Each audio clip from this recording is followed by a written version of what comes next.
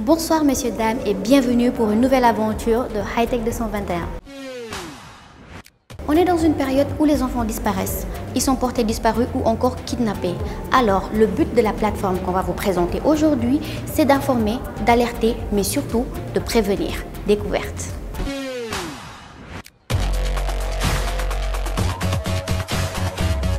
C'est des papas et des mamans, des oncles et des tantes qui un jour se sont dit qu'il fallait absolument qu'on trouve une solution. Une solution à quoi? Une solution à ces disparitions en fait. On ne comprend pas ce qui se passe, on ne sait pas ce qui se passe et on s'est dit qu'à notre petit niveau, il faudrait qu'on trouve un moyen de pouvoir aider et les parents et les autorités à pouvoir retrouver. Ça, c'est l'objectif, ces enfants-là, mais surtout signaler leur disparition. Donc, en fait, notre slogan, c'est alerter, informer, signaler, pour pouvoir montrer justement la pertinence d'avoir à développer des outils. Nous avons suivi avec beaucoup d'intérêt la marche du collectif. Nous avons trouvé ça formidable de pouvoir justement fédérer pas mal d'énergie. Mais on s'est dit, il faut un outil. Il faut quelque chose de beaucoup plus concret que ça. Il faut qu'on arrête de pouvoir aller que sur Internet. Il faudrait justement qu'on mette en place un dispositif qui intègre autant le web que justement l'analogique, donc à travers une ligne dédiée.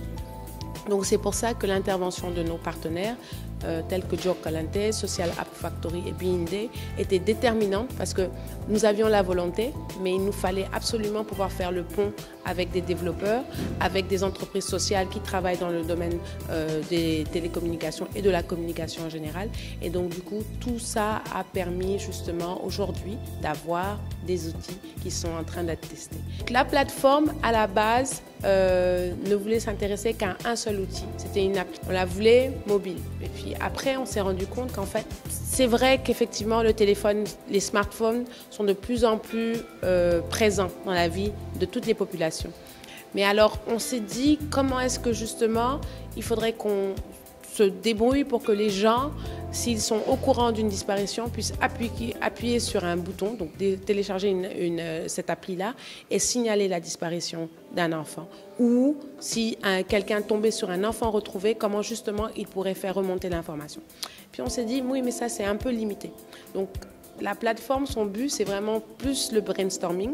Donc du coup, plusieurs personnes se regroupant autour d'un seul et même sujet, on a commencé à se dire oui, mais alors si on avait une ligne, ce serait mieux parce que certaines personnes qui n'ont pas Internet pourraient très bien avoir un numéro de téléphone à contacter et pouvoir laisser un message et ensuite on les rappellerait pour pouvoir faire le suivi avec eux. Ensuite, quelqu'un d'autre nous a dit oui, mais attendez, moi j'ai une plateforme qui va être une régie publicitaire, donc qui va toucher énormément de monde et qui pourra surtout le faire dans un contexte de géolocalisation, donc toucher des communautés. Et donc ces trois composantes-là nous ont permis aujourd'hui de mettre en place cette plateforme, mais qui à la base ne s'intéressait qu'à un seul outil et qui était l'appli.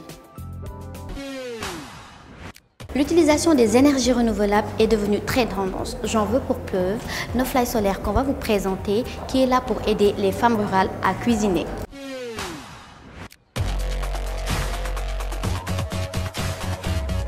Imaginez, plus de 80% de la population sénégalaise utilise le bois de chauffe et le charbon de bois pour cuisiner. Imaginez, plus de 3000 ménages n'ont pas encore d'accès à l'électricité dans le monde rural. J'ai constaté que les femmes courent des kilomètres et des kilomètres pour chercher du bois de chauffe pour préparer la cuisine. Et aussi utilisent des foyers traditionnels qui émettent beaucoup de fumée. Avec la combustion du charbon, il y a beaucoup de maladies respiratoires. Donc, partir de ce constat, il fallait qu'on trouve une solution pour remédier à cette problématique. D'où on a créé le foyer No-Fly Solaire. C'est un foyer d'où on a fait la combinaison de la biomasse. Parce que le combustible utilisé est tiré de la biomasse. Ça veut dire qu'on a transformé des déchets agricoles pour fabriquer un biocharbon et de la haute technologie des énergies renouvelables, appelée notamment le solaire.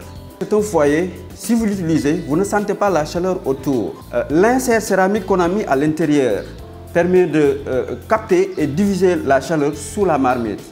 Gaz ou albi, parce que No-Fly Solaire, c'est quelque chose vous pouvez augmenter ou diminuer le feu. Et aussi, on a combiné avec le panneau solaire qui permet d'avoir au ménage d'avoir un point lumineux et aussi permet de charger les portables. Ça, c'est l'impact économique. l'impact environnemental, il permet de lutter contre la déforestation. Il faut noter qu'un hectare de forêt absorbe 10 tonnes de CO2. Donc si on coupe plus des arbres, on peut protéger la nature. Il permet aussi de lutter contre les réchauffements climatiques. Et aussi, on fait appel aussi à des agriculteurs. Après la récolte, c'est eux qui nous fournissent la matière première pour la production du biocharbon. On est très ambitieux. On ne compte pas s'arrêter là. Avec mon équipe, on a fait une recherche et développement pour digitaliser ce foyer. Ça veut dire contrôler ce foyer à distance pour les ménages au niveau du monde urbain.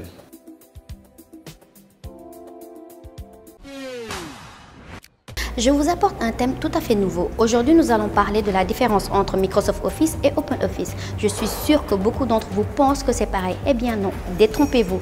Nous allons vous en apprendre un peu plus. Quel est l'avantage d'utiliser Microsoft Office ou l'avantage d'utiliser OpenOffice?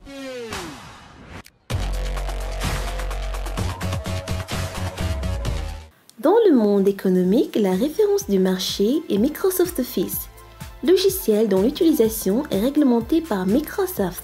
Dans le domaine des logiciels dont l'utilisation et la distribution sont libres, la référence est OpenOffice, dont des versions enrichies existent. Êtes-vous Microsoft Office ou OpenOffice? Je suis Microsoft Office. Je suis plutôt OpenOffice. Microsoft Office. Parce que je suis corporate déjà, c'est-à-dire que nous autres qui sommes dans le monde de l'entrepreneuriat, nous sommes beaucoup plus vraiment pour ce qui est simple, basique et surtout par rapport au support, je pense que Microsoft Office c'est l'outil idéal, adéquat pour nous autres.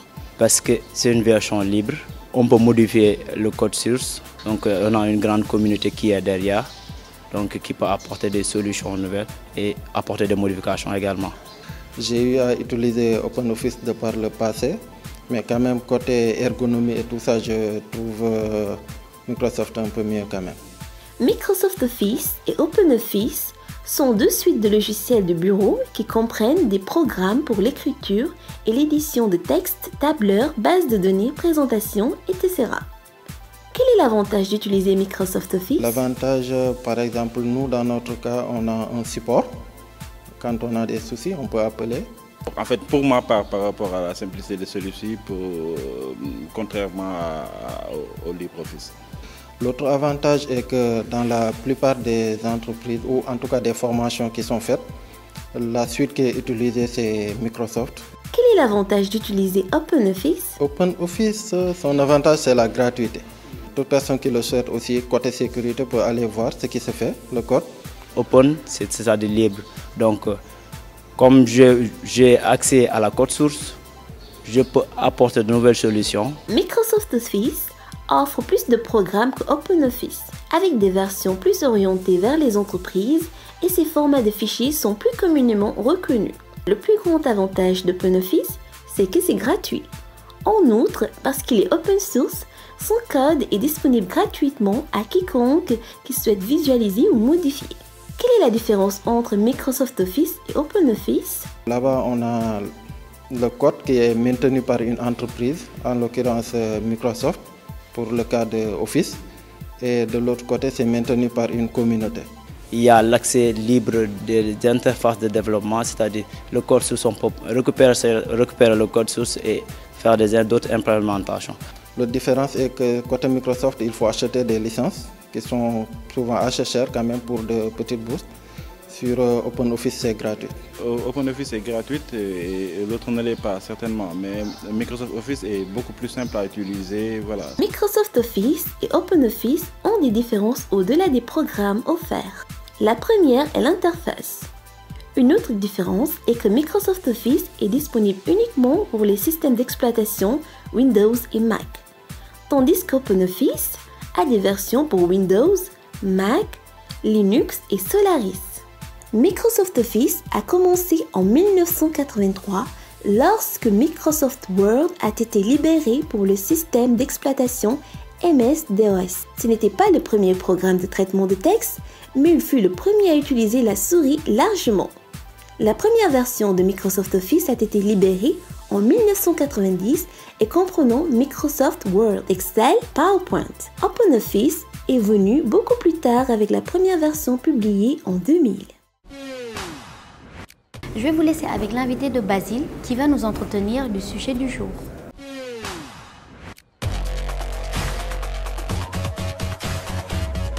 Yves Capco, bonjour. Bonjour. Vous êtes le Digital Manager d'Eluat. Vous venez de sortir en fait les tendances mondiales des télécommunications en 2018. Qu'est-ce qu'on peut retenir de ces rapports qui intéressent tant les internautes et les gens qui évoluent dans le domaine du digital? Déjà, les tendances, qu'est-ce qu'on veut dire par les tendances? Notre étude s'appelle les TMT Predictions. Ça veut dire que nous, au niveau de Deloitte, chaque année, nous interrogeons des professionnels, nous faisons des études. C'est une étude globale, mondiale, et nous essayons de la régionaliser, notamment au niveau de l'Afrique, et chaque année, nous essayons d'avoir des données sénégales. Donc les TMT Predictions, c'est une manière pour nous de prévoir, entre guillemets, l'avenir, quelles sont les futures innovations, quels vont être les changements technologiques, les changements sociaux. Donc depuis maintenant un peu plus d'une dizaine d'années, nous faisons cette étude. Nous avons commencé à avoir des taux de réalisation de l'ordre quasiment de 90%, de taux d'effectivité des réalisations. Ça veut dire que Deloitte est très au fait de ce qui se passe et de ce qui va se passer en termes d'évolution technologique sur tout ce qui est télécommunications, médias et technologie. Alors, on va s'arrêter un peu sur le mobile parce que d'après les rapports, on a vu pas mal de chiffres concernant l'Afrique, comment les jeunes utilisent les téléphones mobiles. Votre vision par rapport à cela, est-ce que c'est un outil qui est aujourd'hui indispensable pour la communication? Alors, ce qu'il faut savoir, c'est que le mobile a amené une vraie rupture en Afrique. Donc, on a vu l'apparition du mobile qui a permis de pouvoir couvrir des populations qui étaient, on va dire, un peu dépendantes du fixe. Maintenant, quasiment tout le monde a un téléphone mobile. Et l'apparition du smartphone, la démocratisation du smartphone, tant au niveau des prix que du type d'appareil disponible sur le marché, a permis de pouvoir proposer de nouveaux services. Donc, on a vu maintenant que les réseaux sociaux permettent de pouvoir interagir avec les citoyens, mais il y a aussi des services financiers qui viennent s'ajouter, la possibilité de développer ce qu'on appelle tout ce qui est financial technology, la possibilité de pouvoir faire des achats en ligne. Donc les impacts de l'apparition du mobile sur le marché africain et encore plus sur le marché sénégalais sont très forts. Le mobile a quasiment remplacé le PC qui était quand même le seul acteur technologique du marché il y a quelques années. Aujourd'hui, on l'a remarqué aussi, vous n'avez pas parlé uniquement de téléphone, on parle de l'intelligence augmentée, comme on le dit. Est-ce que ce sont des supports qu'on ne doit plus négliger aujourd'hui? Alors, en plus du mobile, si nous devons nous intéresser de manière globale aux différents changements, on a identifié globalement 8 tendances. Les tendances qui nous intéressent ici, sur lesquelles on aimerait vraiment pointer, si vous voulez, du doigt, insister, c'est les tendances qui vont permettre d'avoir une valeur ajoutée pour les opérateurs sénégalais. On a parlé de la réalité augmentée. On a vu que beaucoup de nos panélistes aujourd'hui l'ont noté parce que la réalité augmentée a commencé à faire son apparition, notamment dans le cursus universitaire. On voit de plus en plus d'organismes de formation, d'académies qui proposent, en dehors de l'apprentissage standard à l'aide de projections ou à l'aide de livres, de pouvoir utiliser une tablette. Cette tablette projetée sur le support du professeur permet de rajouter des choses. Je vous donne un exemple très simple. Il va être dans quelques années tout à fait possible pour un enfant qui apprend à lire, au lieu de regarder l'image du tigre au niveau de son livre papier et de dire c'est un tigre, mais de pouvoir utiliser une tablette par-dessus son livre papier et de pouvoir voir un vrai tigre, de pouvoir voir le milieu d'origine du tigre, de pouvoir voir un certain nombre de choses. Je pense notamment aussi au niveau médical. Le Sénégal se construit, on a vu les grands travaux, la possibilité de pouvoir superposer des images de futures constructions sur des sites pour voir si ces images ne vont pas dénaturer. Donc ce type de technologie-là, on insiste dessus. Il y a aussi tout ce qui est tout ce qui va apporter, par exemple, de la valeur ajoutée à des services existants. Je parle notamment des services à valeur ajoutée. C'est vrai que maintenant, on a vu que la voix, le téléphone fixe, la dernière fois que vous avez dû utiliser un téléphone fixe, ça date plus longtemps. Beaucoup de gens ont des téléphones fixes chez eux, ils ne savent même plus. Exactement. Donc du coup, le mobile, en fait, la voix, si vous voulez, est en train de quasi disparaître. Exact. Il faut bien qu'elle soit changée par quoi, qu'elle soit remplacée par autre chose. On a vu de nouveaux services, la possibilité de pouvoir regarder des films en ligne. Beaucoup de gens maintenant connaissent Netflix, la possibilité de pouvoir regarder un événement en ligne. On l'a vu tout récemment lors d'un événement sportif, l'événement était exclusivement diffusé en ligne, donc avec une possibilité pour l'opérateur de gagner de l'argent, puisqu'il y a eu un achat de passe, etc. Donc il commence à y avoir des nouvelles technologies qui viennent s'intégrer dans le paysage sénégalais. Alors avant de terminer, peut-être vous dire quelle est la place de l'Afrique dans tout cela. Qu'est-ce que l'Afrique va y gagner avec ces données, cette tendance que vous avez déjà publiée? Alors c'est vrai que la réduction du gap numérique, c'est un vrai challenge. Et l'avantage, comme je dis, quand le chemin est long, c'est que vous avez envie de le parcourir. Pour toutes les sociétés qui sont déjà arrivées dans des niveaux très avancés de technologie, ils sont plutôt dans des niches en termes de recherche. Alors que nous, tout est à faire. Il faut savoir que l'Afrique a poussé beaucoup de technologies. Le mobile money, il existait. Voilà, exactement. Ça a vraiment commencé en Afrique. Et de plus en plus de technologies trouvent des applications très pratiques, très concrètes. Je pense notamment dans le domaine de la santé, dans le domaine de la santé connectée, la santé digitale, etc. Il va y avoir de plus en plus d'applications qui trouveront surtout leur place sur le marché africain. Et c'est le moment pour les startups africaines, justement, de pouvoir montrer toutes leurs technologies de manière à pouvoir combler, justement, de manière à pouvoir proposer aux Africains des nouveaux. Alors Yves, une dernière question pour les TMT 2018. Quelle est l'opportunité d'avoir ce rapport? À qui adresser ce rapport? Comment ça va se faire pour que les gens puissent savoir qu'est-ce qu'il y a à l'intérieur exactement? Alors, le rapport des TMT Prediction 2018, donc le rapport Global Monde, il est disponible sur le site de Deloitte Sénégal, donc www.deloitte.sn. Donc dans la rubrique technologie, médias, télécom, vous trouverez les différents rapports. Bien entendu, c'est gratuit. Hein? C'est complètement gratuit. Le rapport est en PDF, il est téléchargeable. Vous avez la possibilité de le télécharger. Donc nous avons aussi des partenaires sur lesquels, donc si vous tapez normalement sur Internet, sur n'importe quel moteur de recherche, TMT 2018, vous trouverez l'intégralité du rapport. Et le cabinet Deloitte est prêt, bien entendu, à fournir des chiffres aux entreprises qui nous le demanderont sur les tendances au Sénégal et les tendances en Afrique en général. Yves Pakpo, merci. Merci à vous. Merci de nous avoir reçus. Merci à vous. Au revoir. Alors Idi, qu'est-ce que tu nous as concocté pour ce Tech Tips?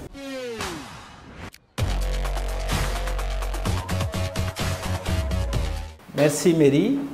Aujourd'hui, on va parler d'une perte de connexion chez les utilisateurs qui peut être quelque chose de très simple pour un informaticien et assez compliqué pour un utilisateur simple.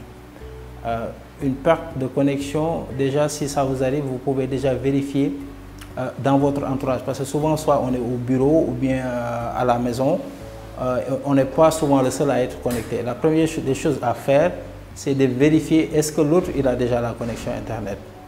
Si c'est le cas, si par exemple la perte de connexion ne provient pas du modem, par exemple la source, ça veut dire que c'est dans notre entourage immédiat. Ça veut dire que c'est soit ma machine qui a des problèmes ou bien au niveau de la liaison. Bon, une liaison qui se fait de deux façons, soit filaire, soit sans fil.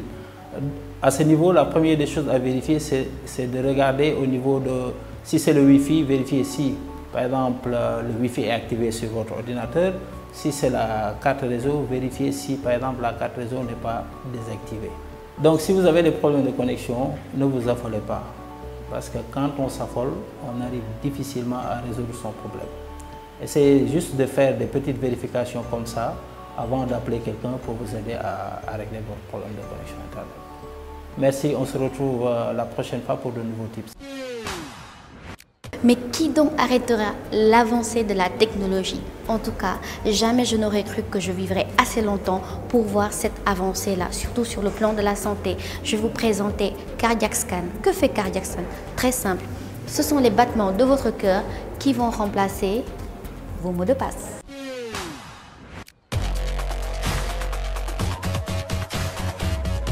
Le Cardiac Scan est un système radar qui analyse la taille et la forme du cœur d'une personne, puis déverrouille son smartphone ou le connecte à son ordinateur à l'aide des données obtenues. Cette technologie emploie un radar à ondes continues, capable de mesurer un cœur à 30 mètres de distance et ne nécessite aucun contact physique pour fonctionner. Lors de la première numérisation, il faut environ 8 secondes au système pour identifier précisément un organe. La réauthentification est ensuite exécutée en continu afin de s'assurer que l'appareil est tout le temps utilisé par la personne appropriée. Pour vous présenter l'élément qui va suivre, je vais la faire très courte. Je vais vous présenter Shadow, l'ordinateur du futur.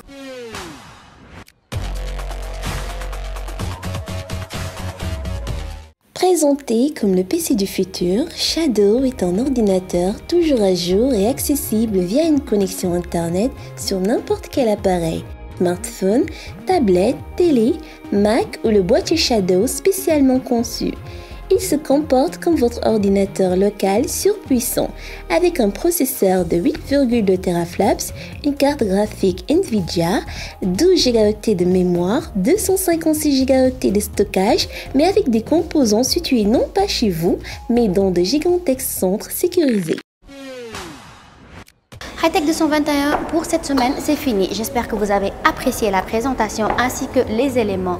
Je vous retrouve dans 15 jours pour un nouveau numéro de Hightech 221. En attendant, Wakanda en force.